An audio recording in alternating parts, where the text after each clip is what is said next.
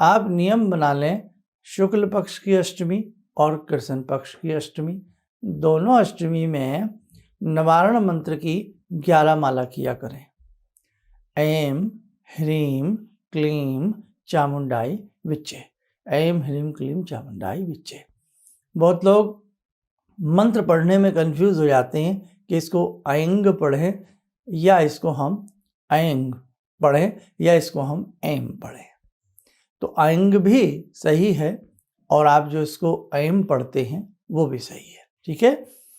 Aim में जो है सरस्वती बसती हैं, ह्रीं में महालक्ष्मी बसती हैं और क्लीं में महाकाली बसती हैं। आप वैष्णो देवी जाते हैं, 3 पिंडियों के दर्शन होते हैं, सरस्वती, महालक्ष्मी, महाकाली, है ना। ऐसे ही इस मंत्र में तीनों पिंडियों के, तीनों भगवती के स्वरूपों के दर्शन होते हैं और तीनों भगवती का त्रिगुणात्मक पूजन आप करते हैं, आपको विशेष प्रकार के फल की प्राप्ति होती है। देखो साधकों, आपके अंदर अमृत है, ये आपको मानना पड़ेगा। साधु सन्यासी खेचरी मुद्रा लगा करके ब्रह्मरंध्र में जब अपनी जीभ को ले जाते हैं, वहीं से वो अमृत का रसपान करते हैं और हजारों वर्ष की आयु तक वो ऐसे ही रह सकते हैं। कहने का भाव, व्यक्ति के अंदर अमृत का कुंड है। व्यक्ति भगवान को जब चाहे बहुत अच्छे से उनको प्रत्यक्ष रूप से देख सकता है, लेकिन उसके तरीके होते हैं।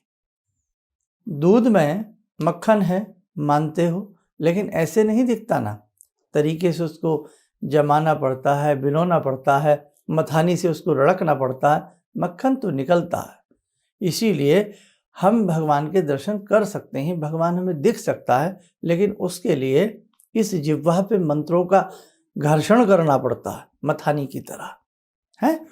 तो आप ध्यान रखना, आप जहाँ मर्जी जाइए, लेकिन जितने सुंदर तरीके से आप अपने भगवान को अपने मंदिर में पूज सकते हैं, उतना सुंदर तरीका कहीं नहीं हो सकता। आप चलते फिरते भगवती का स्मरण करिए, उठते बैठते भगवती का स्मरण करिए, लेकिन ध्यान रखना, अष्टमी का जैसे आज अष्टमी है, पंचोपचार विधि से सबको आती है आसान, धूप दीप फूल चंदन आदि षोडशोपचार 16 प्रकार से, है ना।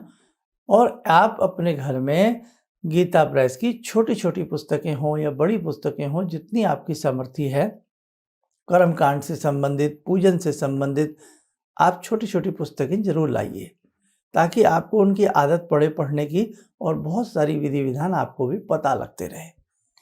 तो आप ध्यान रखना, जैसे गीता प्रेस की एक पुस्तक आती है कर्मकांड नाम से, वो ले आइए आप। शांति कुंज के से ले आइए, कर्मकांड भास्कर परम पूज्य गुरुदेव ने लिखी है, उसमें हवन की विधि भी है और बहुत सारी बातें हैं। अब अष्टमी में आप इसी निवारण मंत्र में स्वाहा लगा करके आप यज्ञ भी कर सकते हैं।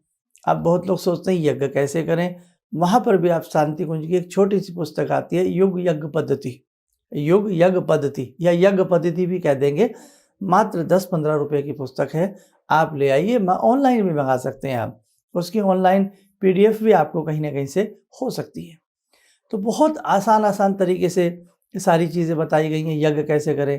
तो हम आज बात अष्टमी की कर रहे थे, तो मेरे साथ को अष्टमी के दिन, अष्टमी की बेला में जो भी साधक विधि विधान से जगदम्बा को पुकारता है, माँ दौड़ी चली आती हैं, सिंह के ऊपर आरूढ़ होकर के भगवती चली आती हैं। तो ध्यान रखना, आज अष्टमी का दिन है, आए अष्टमी, और कोशिश करें जैसे नवमी, अष्टमी, नवमी और चतुर्दशी 3 दिनों में भगवती का सुंदर तरीके से पूजन करके 11 मालाएं तो हर तीनों दिन में कर लें, या केवल अष्टमी को 11 माला निवारण मंत्र की करके भगवती को हलवे का भोग लगाया करें, चाहे आटे का हलवा भोग लगाएं या सूजी का हलवा भोग लगाएं।